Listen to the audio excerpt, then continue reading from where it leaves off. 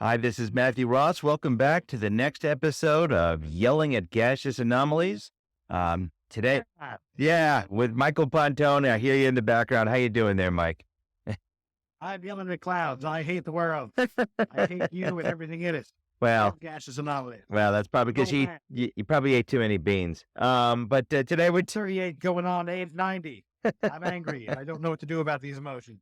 well. Let's go talk about where no man has gone before. Star Trek. It's actually the Thank God for Star Trek. I would have murdered my wife and dog a long time ago uh, for Star Trek, you let me got tell you. you got a lot of anger in you. I hear there. No, I'm having a good time. But it's Just a happy to hear your voice. Well, happy to hear you. It seems like I just saw you on, I don't know, Wednesday, but I think it was. But this was over here. This is the third episode of the first season of the original series, but it is actually the pilot of the original series.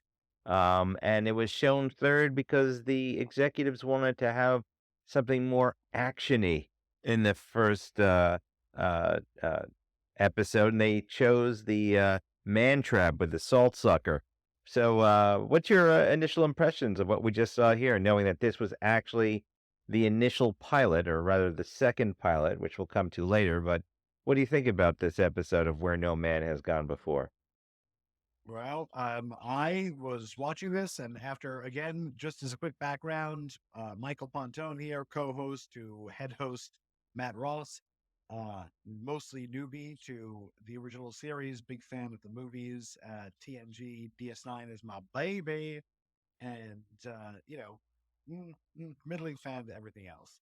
Um, Now, so far, I've been introduced to the Mad Trap and Charlie X, thought they were pretty neat. Uh, and then I saw this guy, and right off the bat, I'm like, there's some weird things going on here. I don't know why. Okay, let's go through it as we usually do. We open up, Spock has a pound of green makeup on him. Don't forget his eyebrows and that super cool turtleneck sweater type of thing. That's pretty cool. He's wearing command gold. Yes. Gone is the blue. He's working the helm. Uhura's nowhere to be found. And little background actors of George Takei and James Doohan, merely extras. I don't even think, does Suno have a line in it? Well, actually, he does, but and actually, he's not. He's actually the XO. What you can't really tell is that Kirk and Spock's shirts are actually green.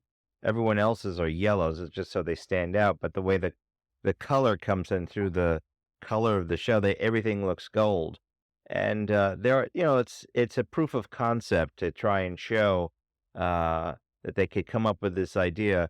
As I'm sure a lot of people know from listening to just every other Star Trek podcast on the planet, that the initial concept was something called The Cage, which starred Jeffrey Hunter, and that didn't sell. But the NBC executives who were watching it said, "You know what? I like the concept. Do another one." And one of the rare instances of a second pilot. And here we are with Where No Man Has Gone Before, now starring William Shatner. Also, it stars Gary Lockwood, who later you could see in the movie 2001, Frank Poole, and Sally Kellerman, who is also known as Hot Lips Houlihan from MASH.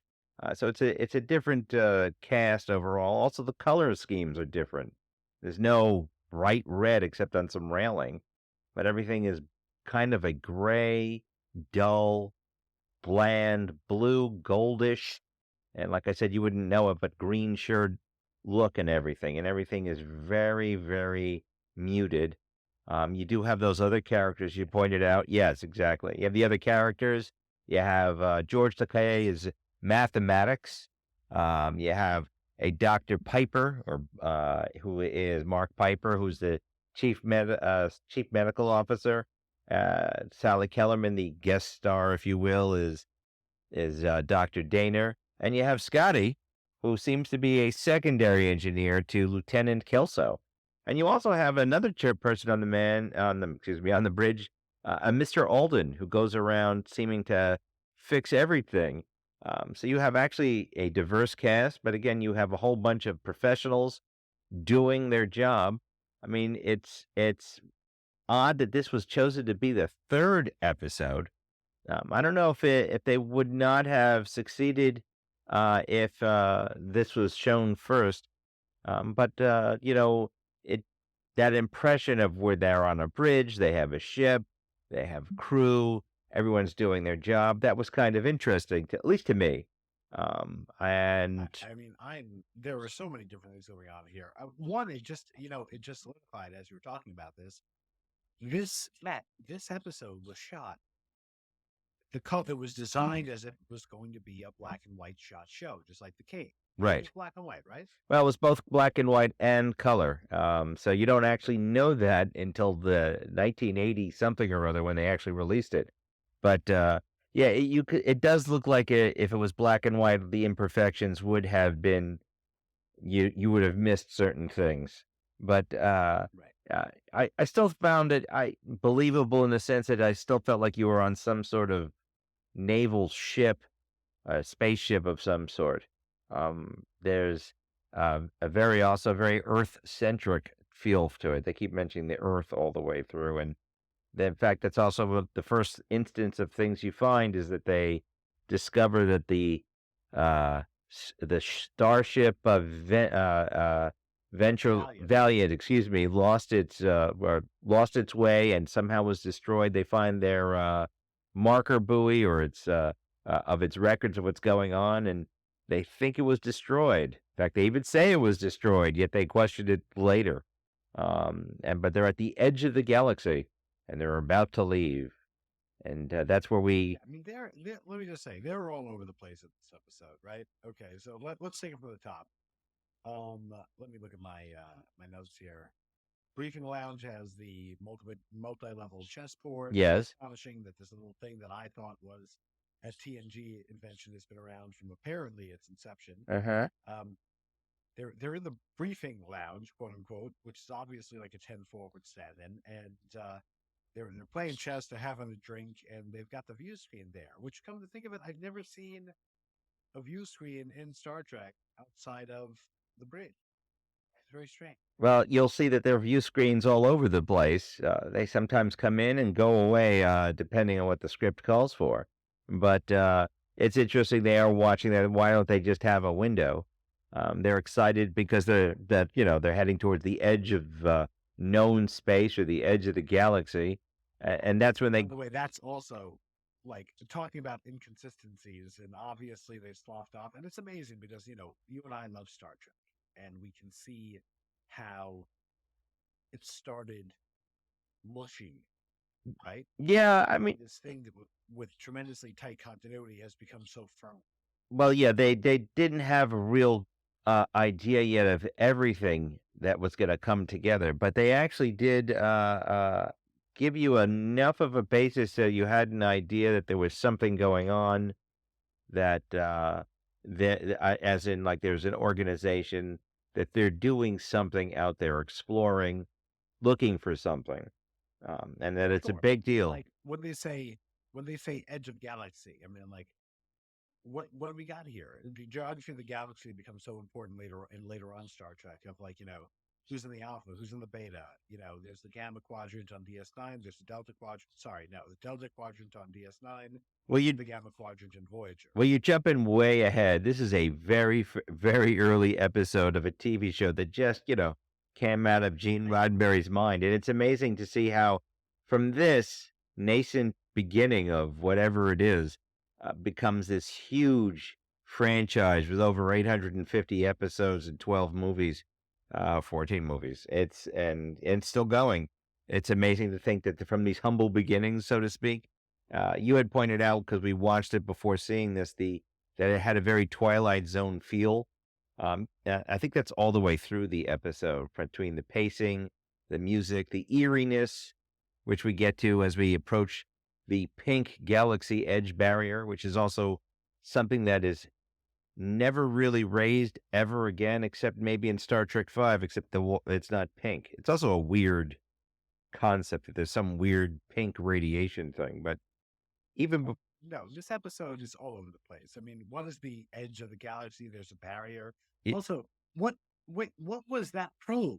Well, that the no, that it the Valiant was out there, exploring just like the Enterprises at this time, and then they discovered the marker buoy saying something bad happened, and they discovered that when they hit the bubblegum wall, as you always like to think about it, they discovered that it, killed a whole bunch of crew members, 7 of them, then they realized one of them came back to life. And then they began to frequently they were desperate to find information on ESP, and they're looking up records.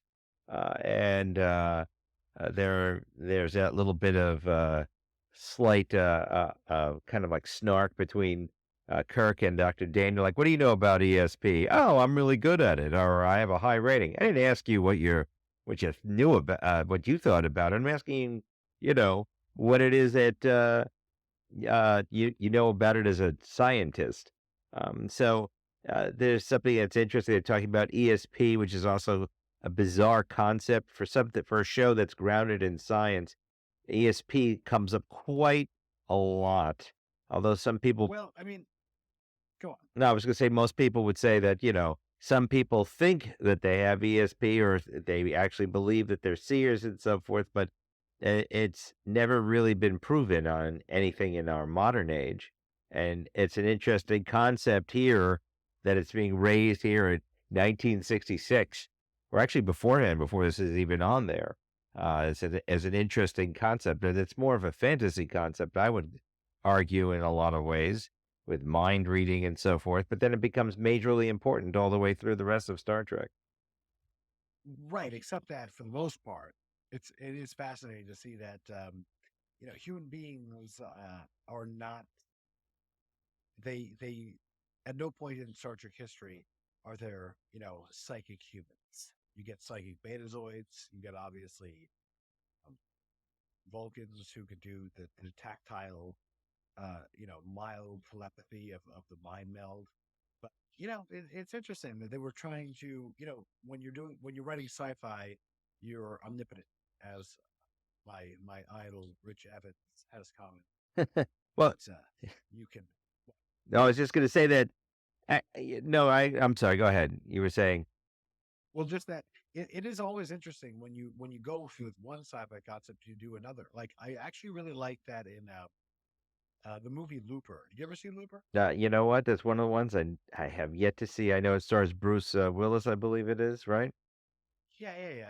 I like it quite a bit. It's got an absolutely bone chilling scene in it, which I'm not going to describe, but made the hair raise on. I'm a big horror fan, and when people ask me what's a horror movie you see that frightens you, I'm like, no, Looper.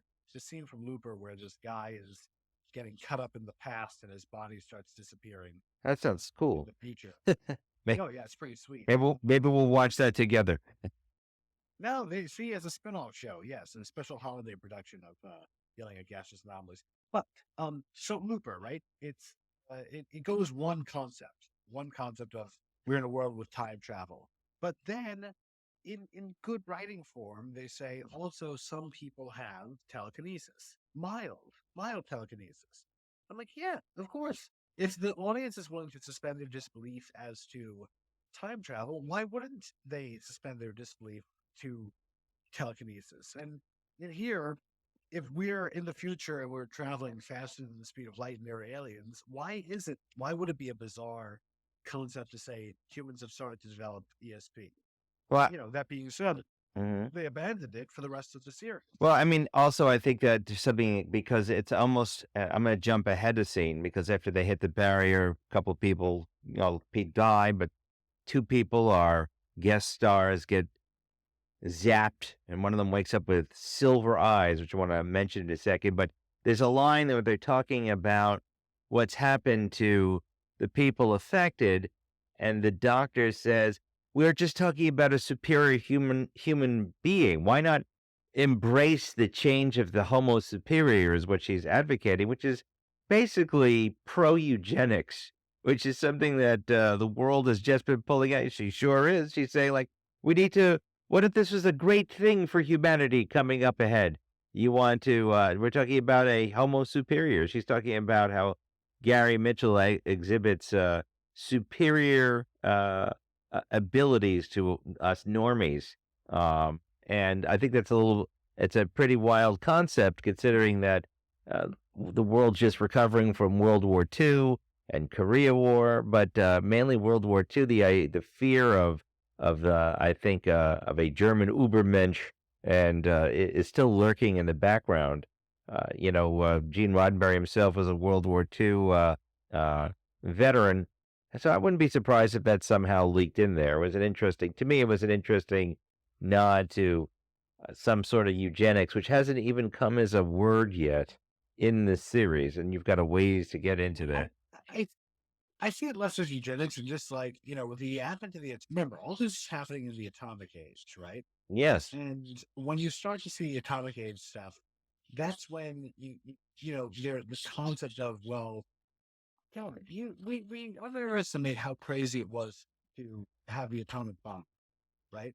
Something that was purely theoretical that there's such a thing as atomic energy, and then releasing it, not only releasing it to a mild chemical reaction, but a tremendous chemical reaction. It's the equivalent of if we discovered like you know, Tony Stark's repulsor beams or anti-gravitons or something in the modern age. It's like, wow, stuff that was purely science fiction art is like, so the atomic age stuff, you see that all over the place. If anything, Homo superior, that's X-Men.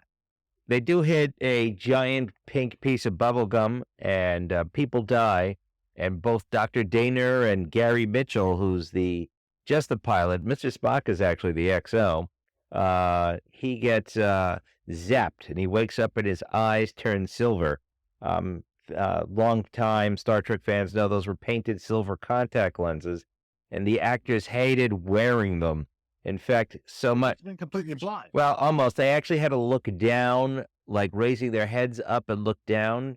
So all the scenes that they're in, they all look like they couldn't see because they were like looking through the very bottoms of the lenses. But that they decided to not redo it because they looked like they were arrogant, self-assured assholes, which actually fits the characters that Gary Mitchell turns into.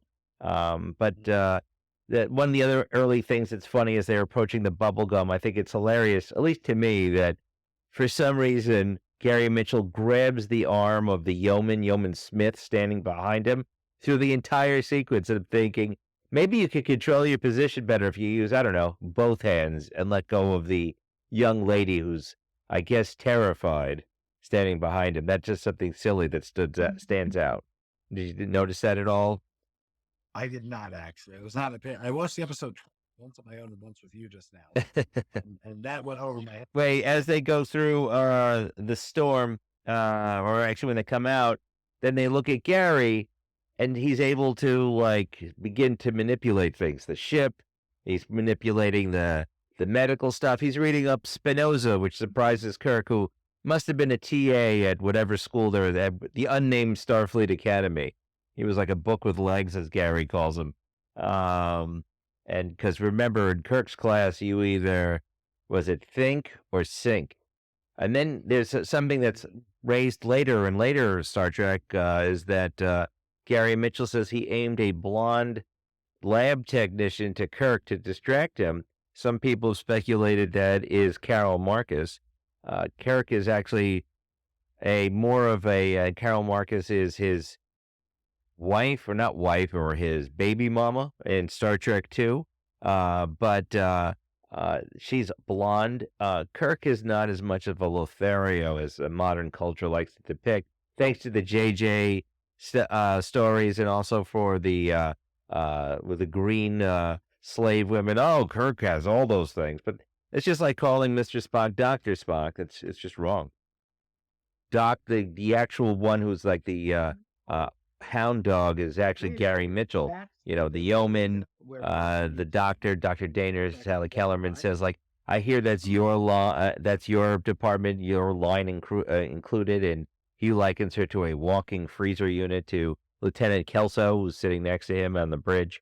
Right. But later, when he's down in sick bay, and he's reading up on, like, he's read half the ship's library in half a day, he actually draws Dr. Daner close to him, and for some reason she begins to really appreciate him, and he's questioning her, "Haven't you been affected like I?" Like he knows something, or affected like me, and she has yet to exhibit any of the changes that Gary has.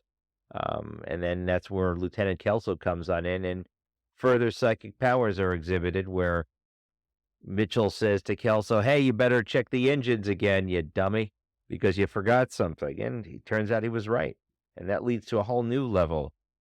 I'm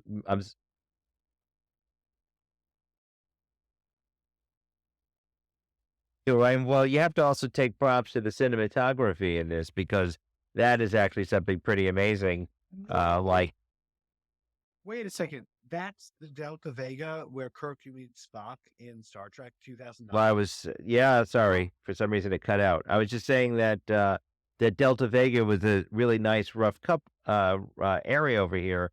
You get the real impression that that this is an actual place, that it looks real, it feels real in some ways. I mean, you're watching a TV show, but it was really, interesting, to watch. We skipped ahead a little bit. Interesting things going on here. Um, I like Mitchell, Gary Mitchell. The actor, of course, is absolutely amazing. He's kind of taking it way more seriously and chewing scenery, but chewing scenery in a good way than his fellow compadres there. He's really, really shooting for it. And I was like, man, this guy's a good actor. I looked him up. And of course, lo and behold, Frank Poole, 2001 A Space Odyssey, which is, I guess that Yeah, that Kubrick was like, wow, this guy's all right. Wouldn't that have been like the same year? let's see, I don't remember when, 2001: A Space Odyssey came out. I'm sure you could Google it real fast right now, but Well, because I remember that it was before the moon landing, which is insane for how good it looks and how accurate it was. that's Um, actually one of my favorite movies, 2001, even though I don't know the year. It's from 1968, so this predates it by 2 years. Um, uh, that was a great movie, but yeah, Gary Lockwood is an excellent actor. He is in other things and television shows through the years. So is Sally Kellerman. But oh, I mean, to be honest, I didn't think William Shatner did a terrible job here. Neither did no, it was Nimoy. great. They do their time on Mission Impossible, the Desilu run. They were like in everything there. It's interesting to see them trying to feel out what their roles are and what actually happens here. Um, and again, the sets from the ship to the planet, it all looks believable. It's nothing crazy. You don't have an elevator that could take up 5 football fields like you do later in Discovery, or, just like the odd angled, brightly lit everything. You get the impression of a cramped, almost a submarine-like style of a ship, going through stuff. Yeah, so, what did you think of when they were down on the planet? What were your thoughts down when they were down there? I like that they were obviously doing some kind of building where this is not a Q, this is not Charlie X. He's a man. He's just a man who's wielding tremendous power. He can be distracted. He can be sucker punched. He's not omnipotent. He's just rolling around with like a bazooka.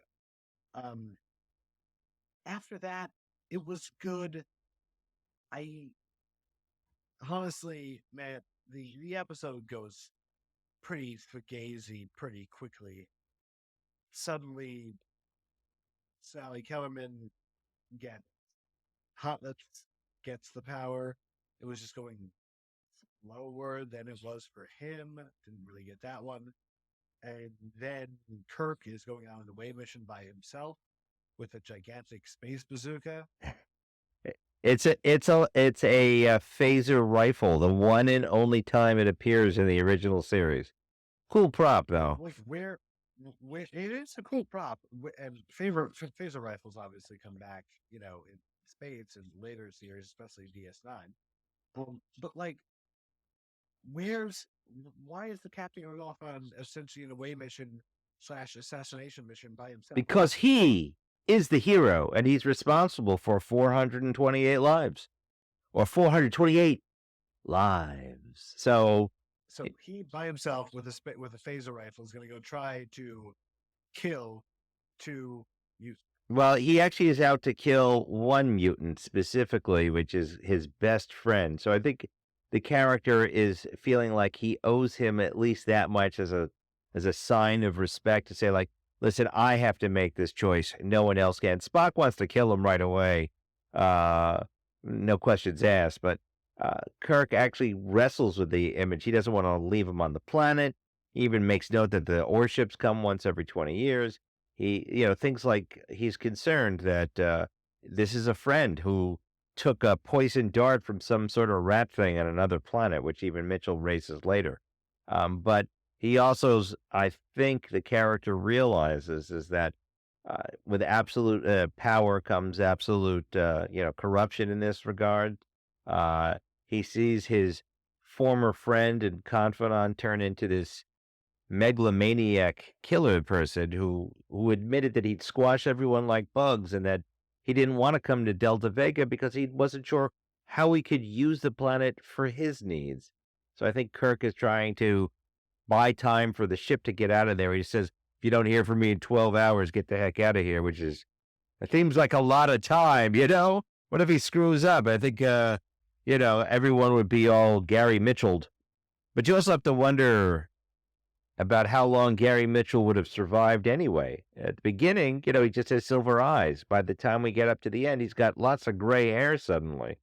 That was something I always noticed that his temples turn gray. I guess it's to show being distinguished in some way, but it also seems a little bit bizarre that he seems to age rapidly. So that's just something I noticed on it's a little touch, like on the side of his side of his temples start getting really silver. So is that him aging, or is that him getting more super cool psychic power stuff? It's kind of interesting to think of it in that way. And this is, by the way, the third psychic power type of thing, if you think about it, in a row out of all this, out of the three we've seen. And the Man Trap, the alien had psychic powers. Charlie X has as great as, if not equal to, Gary Mitchell's psychic powers, and now we have the ultimate psychic powers right here. Yeah, I get the thing. Yep. That means, you know, I listen to my central problem. Let's get such because obviously everything gets wrapped up pretty quickly. Confrontation, lots of talking, and then rock slide, death, and go back to the bridge, make it alive. And don't forget the James R. Kirk headstone, because we don't have a T yet, which we don't get until years later. But go ahead. I do dig the headstone. I thought that was a cool image, and again, that was like an image right out of Twilight Zone. Yes. Like just here's a headstone for you. Here's another thing, which is now like here's something that you can talk about little details. Oh, Spock wearing the wrong tunic. Characters missing. Here's something that I think that the Trek's Bible in the future does not mess around with. There's no explanation. This is real fugazi. They go to the edge of space. Two people get influenced by something. They turn omnipotent. They die. There's no revelation. And this is the thing that I love about Star Trek writing is when there's a mystery, it's usually solved. And then you'll never hear from them. Monster. Right. The Salt Monster is solved. Barclay's nth degree, he becomes a super genius, another omnipotent S character, is solved. Why is this happening? Solved. It's good writing. The question really becomes, does Gene Roddenberry know? Did he know why this was happening? Well, he actually did. I think he just wanted to have an adventure, wanted to make a buck. That's my, but that's true for most writers out there anyway. But I questioned also, like, did he know what this would lead into? And we'll never talk about this ever again, because obviously. No, it's just because they never raise this. They never get back to where it is. But it's actually not written by Gene Roddenberry. It's written by Samuel Peoples, who wrote this. That's the actual person. He's a science fiction enthusiast. and he wrote for TV and so forth.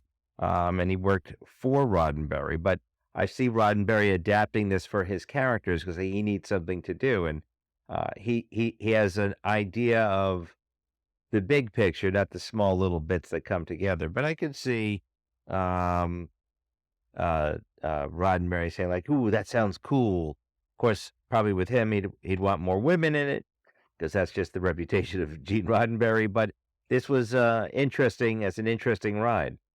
But if Yes, it's a very unsexy episode, as you point out. You don't have Uhura popping around with her midriff or her mini but you skirt. do have Mr. Alden, so there we do have a diverse crew between him and We do have a diverse group mm, thanks to right, right. yeah. We have a By the Scottish way, guy. Yep. Hmm. the old doctor with the very lumpy body underneath the blue tunic. Um, is he was he the proto McCoy? Was he supposed to be the doctor of the ship? Yes, he was supposed to be the doctor. There's actually three doctors in these early stages. In the cage, it's Dr. Piper. Here, it's no, I'm sorry, it was Dr. Boyce in the cage. Here, it's Dr. Piper, and then they settled on Dr. McCoy. All three of those actors did work in the Western TV shows, so they were riding the circuit. And they settled on DeForest Kelley. What's interesting, by the way, about Dr. Piper in this episode, he does come up later in Battlestar Galactica, the 1970s version, as another commander in there, still looking lumpy, but that's he just wanted to do westerns, is my understanding, or was not a fit for this, so they went back to offering it to D. Kelly. But again, And this is just a proof of an idea. What about Mitchell, yeah? hold on. Does Mitchell appear in any of the prequel stuff? Nope. Is he in? Is he bopping around Strange Worlds anywhere? No, no, they haven't hit that upon yet. They've done a lot of things. They have their more Jim Carrey-esque, as he's referred to, Jim Kirk. Strange New Worlds is doesn't really fit what this is. Again, but this just like the Cage, they're both pilots, so they're always going to be rough. I just want to mention one other thing. Right before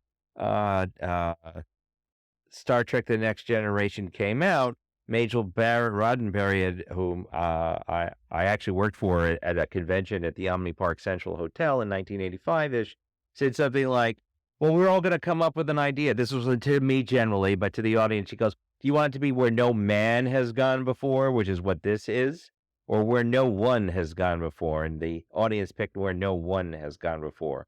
I'd like to think that audience members picked the new tagline for the next gen. But Sure. she also made fun of next gen uniforms, saying everyone looks like they're standing on an angle. And she was an interesting person to work for at the Lincoln Enterprises table for a while, at least. I had a good time. But that's a story for another time. But that was just interesting that they reused this title for two things. One, by rechanging the name of an episode to making it where no one, and also the next gen tagline is no for no from no man to no one, which is actually later heard in Star Trek 6 to show that everyone, yep, where they are growing up a little bit. But by the way, Mike, I also heard from our fan that they like us to have a rating system. Yes, we love you, one fan or several fans out there. There are dozens, I hear. So if you had to give this a scale of a 1 to 10, our very scientific, made up 1 to 10 scale, what would you give it? And tell me why. I'll tell you right now. Okay, so sloppy writing, uh, they bring it for Star Trek writing the usual level at a 3 out of 10. However, excellent thing brings it up to an 8 out of 10. So I'm going to split the difference, and I'm going to call this a 6 out of 10. Yeah, interesting. And compared to Charlie X, which I give 7, and the Salt Monster Man Trap a 7 as well. That's it. I'm gonna give this one a 7 out of 10, and because to me it like opened up the idea of the adventure. Maybe I'm looking at it for nostalgia with fuzzy eyes and so forth, and marveling at the pretty makeup that everyone's wearing, including William Shatner. But I enjoyed the adventure of going someplace. I even enjoyed the fact that the computer showed courier typewritten text on the screens. But I did like, I just like the adventure, the story, the idea, and it was not just shooting everyone. Although at the end it does turn into a shooting Fest. Uh, Charlie X for me is an example. I think I would also give a 7, if not an 8. It's one of my more favorite one. And the Man Trap, for me, it was always hard to get into. I would give it a 6 to 7. That's what I would put it in for our ratings anyway. But that's where it is. Anything else you want to talk about on this episode, Mike? Or Yes. In fact, I was wondering if we could maybe start little segments, quick little segments. sure, Um, a WGF moment of each episode, which there's always going to be. always. WGF moment of this one, for me was in a good way. It was a pretty cool image. I don't know if you remember this. For 1 second, when the bubblegum barrier is like messing up the ship, and all the consoles are exploding. There's like a 1 second insert, a pretty psychedelic thing of a person getting shocked. It's like a black outline with electricity around it. Yeah, that's both Gary Mitchell and Dr. Daner get that. Yeah, I like that. It was cool. It was like, oh man, like I said, a little bit scary. I- Like, all right, you know what? You could have just had someone jumping up, but they went through and they went through the episode. It was like, okay, we need a 1 second insert here, and it was pretty cool. I also have another segment. Sure, go ahead. Uh, well, a little bit echoes a future track, right? What do we see in this little tiny pilot episode that you'll see throughout the rest? You get the red alert, which is the exact same goddamn sound, which I was astonished at. I love that sound. I love it too, but I'm just like, whoa, this red alert has been used in every Star Trek for the next 60 years. Amazing. What else we got? We got obviously multi-level chessboard. Well, they also have First cast. the phasers. The phasers that Spock is walking with is actually used in the Man Trap. They reused everything, and later you'll see it's used in the cage. It shows that there's a sort of continuity. One of the nice touches that I notice is that if you look carefully where Kirk is sitting down, you'll see that each one of their command badges actually is detailed enough that you can see that everyone has a different division. Kirk and Spock and Gary Mitchell have stars. The doctors have those circles for the medical. The yeoman has like a weird swirl, which means general services or operations. It's actually pretty cool that for a pilot, you're trying to throw everything at the screen to make it stick.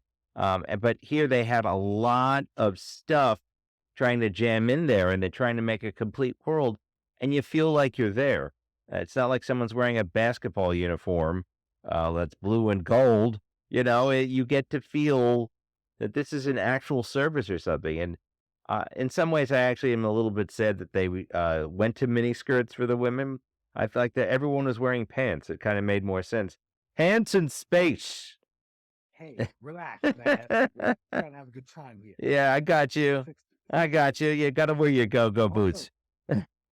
Echoes of Future Trek. I really got it. Already, first freaking episode. I'm amazed. Difference between impulse power and warp. Yes. And that's something that is not only referenced for the next 60 years, it becomes a recurring plot element. Yeah. Once or twice people have lost their warp drive and are limping along an impulse, and they're like, well, this would take 5 minutes. Now it's going to take 3 years. Yes. Pretty amazing. Yeah, that's interesting. It's an interesting concept of the two different types of engine types. I think that's makes it neat to look at. Again, it makes it feel real in as much as it can. Even like the little tiny things, like when they're getting up to speed, they don't like suddenly, like in let's say Star Wars, where you're suddenly let's go to hyperspace and bam, you're over somewhere else. You've got the idea that these are plodding vessels, like in real life. Ships take their time to get up to speed to do something. Even though there's no friction in space, I don't believe that ships just suddenly well, none of our ships, at least in today's science, can go, suddenly we're 20,000 miles an hour. Now, they've used planets to slingshot themselves around for the speed. You could see the They're ship. worried about getting stuck in Delta Vega's orbit. Right, and they're actually, when they do go go to space warp to get to that barrier, you can see the ship doesn't immediately jump into it. It slowly builds up to get to speed. It's interesting. Right. So Well, I mean, Star Wars is not science fiction like no, science it fantasy. is, it's sci fantasy. I know one of our listeners will hate the fact that I call it that. Lawrence, sorry, but it's called. Yeah, sorry. We've had this debate on the trains to the Bronx before. I'm sorry. Yeah, it's sci fantasy. It's, you got space wizards with laser swords. But anyway, overall, I thought that was an Wait, enjoyable another episode. another bit. Yeah, go Quick, ahead. good riddance. Something that exists that appears in this episode, which I'm glad did not reappear.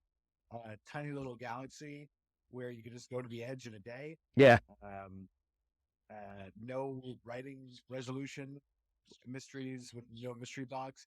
In a weird way, it's kind of suggesting the future of Star Trek writing under J.J. Abrams, where he says, "I don't know, and you should know either." yeah. Well, No, thank I you. wouldn't call it a mystery box. I think they're pretty overt as to what they're doing, but not getting to the edge of the galaxy. I don't think that's I think it's a little silly. They actually only do that a couple other times. One of them in a movie and one of them in the animated series. So, it's something to later see. The animated series, a lot of people can't stand. It's made for kids. I remember watching it when I was a kid. Although my wife probably says I'm still a kid. But uh, it's a rough go for that show, but it's got some good stories, and you could also read the full books if you want with Alan Dean Foster, the writer, making these 20-minute cartoons like into full novellas. But yeah, Interesting. that's it. So, Okay. anything else you want to hit So on? wait, hold on. One last thing I wanted to create a Sure. new tradition because each time, I get No singing to from sing. no singing. Let's have a toast and a song, Okay. just like Picard. Okay, I'm just gonna sing a little bit, and I'm gonna see if you can finish it. Okay. I'm not going to be able to sing on my lads because I won't know. But go ahead. A British tart is a soaring, Except, free as a mountain. yes, isn't that from Gilbert and Sullivan? That's in Gilbert and Sullivan, and they used it later in Star Trek Insurrection, home of the Sears Blah collection in colors. But it, re- that We live forever. Let's do nothing creative. that's exactly right. And also, it's doesn't have copyright, so we can keep using it. But Now we're there you go. The other ones, you have to pay the Beastie Boys for the one song that they know. Anyway, Hey, I think that's pretty much everything that I would have to say about this. How about you, Mike? I'm enjoying the journey. All right then. We had technical difficulties in the beginning, and yet I realized, you know what? I was still waiting eagerly to chat with my good buddy Matt again about Star Trek, and I am thrilled that we'll be getting to DS9 by the time I'm, 50, and Matt's 85. Ouch. Thanks. Well, He's 35 years older than me, gentlemen. yeah, no, I'm not. But anyway, I do appreciate the time we spent together, and I look forward to doing some more. It was a good time, and I look forward to seeing our next episode. And for all of you out there, I hope you're enjoying the journey so far. And as always, like, share, and subscribe, and join us next time on Yelling at Gaseous Anomalies. Live long and prosper, Mike. The long and prosperous as well. All right, take care. All right, bye bye. See ya.